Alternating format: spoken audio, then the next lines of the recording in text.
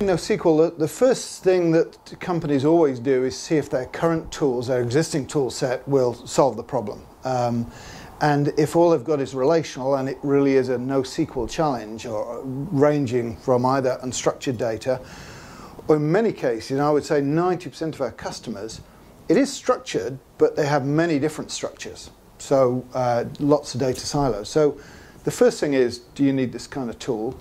And then secondly is, how important is your data? Because if the data is mission critical and you can't lose it, then you've got to have something that's of enterprise grade, whether it's relational or NoSQL.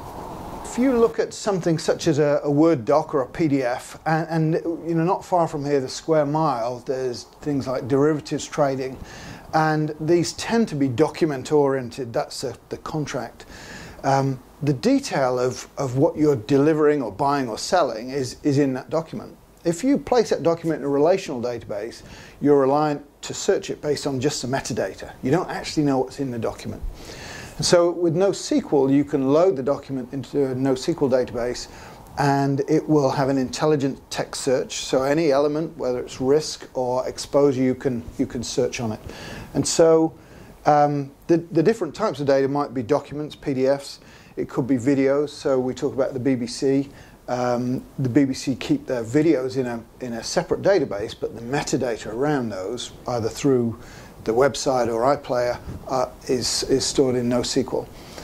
I talked to a company yesterday who were talking about text, about conversations, and collecting conversations and saving the metadata. So all kinds of data, right down. We have one customer who's dealing with X-arrays.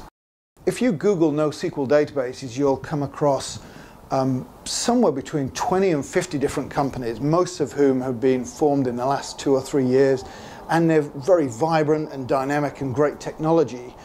And they've all got a purpose. And however, if you're talking about an investment bank or somebody whose data is truly mission critical, then this enterprise is crucial. So ACID, which means we're not going to lose your data even if the power goes down, high availability, disaster recovery, government grade security, these kind of things are the icing on the cake. And you know, half a mile from here, there's 5 investment banks that are storing critical trade data in NoSQL databases. So it's there, it's real, it's happening today.